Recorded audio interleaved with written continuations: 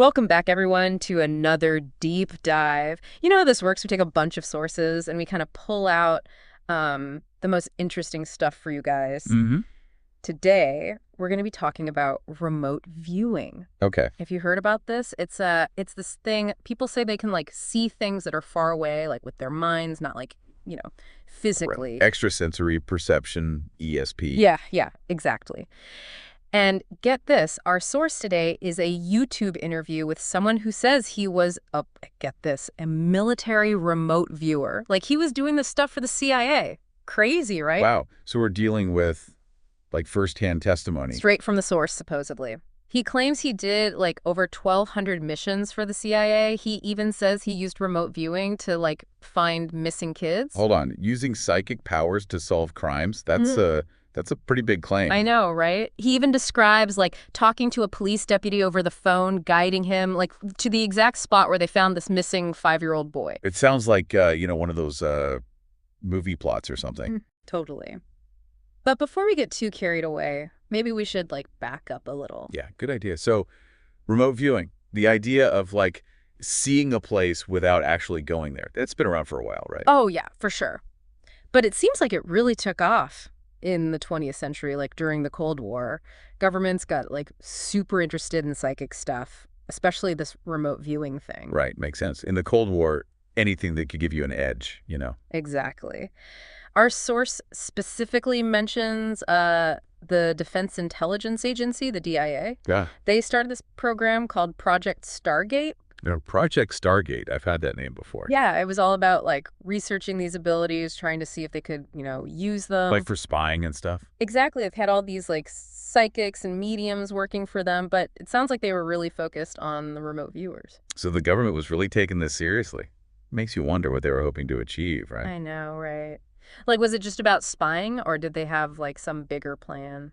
And get this, the interviewee claims that a bunch of other agencies were involved too, besides the DIA, like CIA, NSA, even the DEA. Seriously. So we're talking like a massive investment of time and money. Wow. Yeah, wow is right. This was not some small-scale operation. This was like a serious effort to figure this stuff out. Which brings us to our interview subject.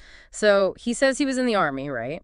Yeah. And then out of the blue, they recruit him for this top secret program. Just like that.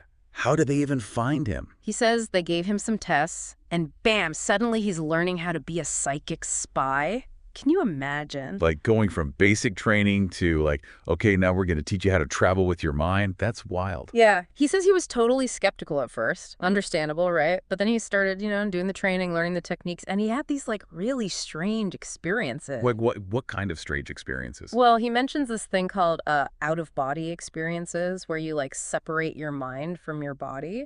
Whoa, okay. Now we're getting into like really out there territory. I know, right? And get this, there's this story he tells where they give him a sealed envelope. Okay. What was in the envelope? A description. A target description. What was the target? Get this. Mars, 1 million years BC. You're kidding, right? They wanted him to like remotely view ancient Mars. Yeah. Okay, so what happened? Did he do it? He says he did. He described this like ancient Martian civilization with pyramids and all this advanced technology. Did he check out? Like, is there any way to know if he was right? Well, he says that his description matched images that NASA's JPL later captured. Really? But how do you even, verify something like that? I mean, we're talking about ancient Mars. It's not like there are history books about that. Right. Like, how do you even begin to prove or disprove that? That's a good point. And this is where I think, people who are into science would probably raise some red flags. There are all sorts of psychological things that could explain this. Well, there's this thing called confirmation bias. Like, people tend to look for information that confirms what they already believe, even if it's not really there. So you're saying maybe he wasn't really remote viewing, but just kind of like making stuff up to fit what he already thought about Mars? It's possible. Or maybe he had access to some information, subconsciously that he wasn't even aware of. Mm-hmm. And that influenced his description. Okay, so we have this really interesting story, right? This guy claiming he used remote viewing for all this crazy stuff like finding missing kids and spying on other countries. But we also have to consider that there might be other explanations, like maybe it's all in his head. Exactly. It's important to, keep an open mind, but also be critical. Don't just accept everything you hear at face value. Totally agree. So we've got this fascinating claim, but also some healthy skepticism. Where do we go from here? Want to dive a little deeper into the history of remote viewing, see where all this started? Let's do it. I Yeah. think the more we dig into this, the more interesting it's going to get. All right, let's do it. Okay, so this Project Stargate thing, didn't that run for like a really long time? Oh, yeah, like decades. From the 70s all the way to the 90s. Imagine that, the government pouring millions of dollars into researching psychic stuff. It's kind of mind-blowing. Millions. Yeah. Seriously, they must have been pretty convinced there was something to this. So what were they actually doing at Project Stargate? Like, what was their goal? Well, from what I gathered, they were basically trying to, turn psychic abilities into weapons. Weapons, like psychic weapons. What, were they going to, like, mind control their enemies? Well, not exactly mind control, but think about it. If you could spy on your enemies without having to physically be there, without risking your agents, that would be huge, right? Oh, yeah. I mean, in the world of espionage, that would be a game changer. Yeah. But if this was so groundbreaking, why'd they shut it down? Right. That's the weird part. So in 1995, the CIA declassified this report. They were evaluating the whole program. Okay, and what'd they say? Was it a success? Not really. They said there was like some statistical evidence that maybe something was going on, but not enough to say for sure if remote viewing actually worked. So they basically admitted they spent millions of dollars and decades of research and still couldn't prove if it was real or not. Pretty much, yeah. They also said, like, even when they got results, they were too vague to actually use. Like, they couldn't be sure if the information was even accurate. Okay, so it was kind of like, we tried, we spent a ton of money, but we don't really know if it works. Exactly. So they officially ended Project Stargate, and it all kind of faded away.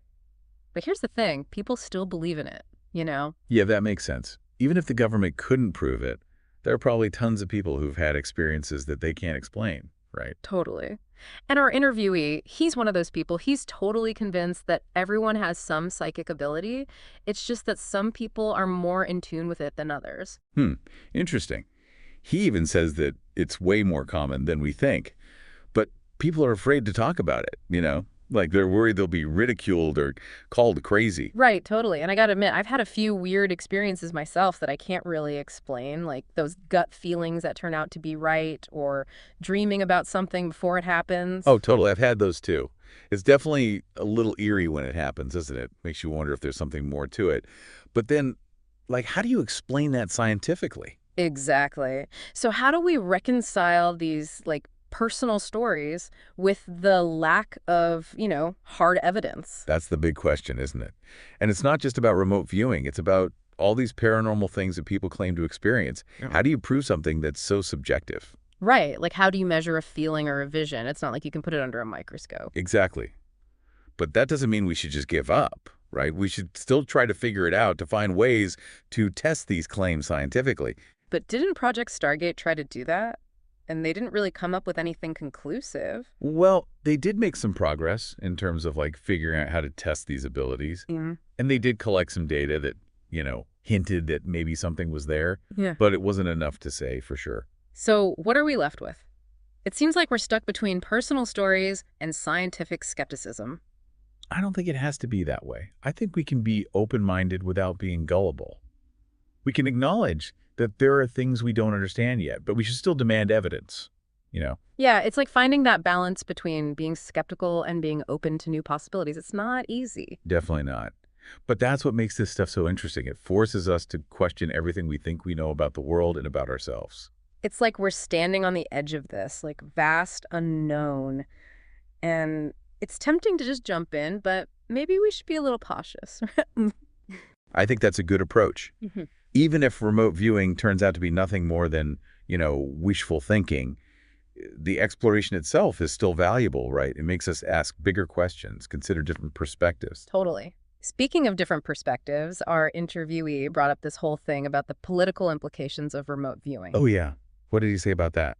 He thinks the reason it's so controversial is because it challenges, mainstream science, and also because it could, like, totally change the balance of power in the world. Oh, wow, that's interesting. Hmm. Imagine a world where governments could use psychic spies. It would be I crazy. know, right? Like some kind of psychic arms race Hmm. with countries competing to have the most powerful remote viewer. It sounds like something out of a movie, but it makes you think, doesn't it? It does. It's like we're drawn to these mysteries because they offer a glimpse of something beyond the ordinary, something that breaks the rules of what we think is possible. Yeah, I get that. It's Yeah. that human desire to explore the unknown, to push the boundaries of what we know. And even if we don't find all the answers, the search itself can be pretty amazing. Totally agree.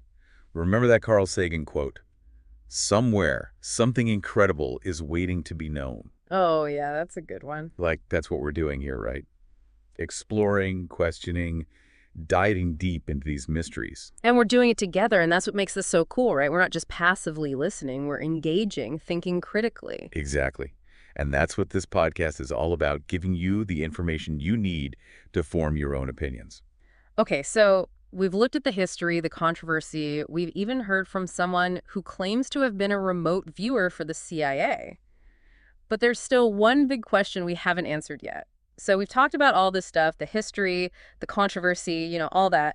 But what does it all mean for, like, the average person? What's the takeaway here? That's the key question, right? Yeah. It's easy to get wrapped up in all the details, but in the end, it's about how this information, connects with you, how it changes your perspective. Right, totally. So instead of getting bogged down in like the evidence and all that, let's think about the implications for a sec. Like, what if remote viewing is real? What does that say about us, about human potential?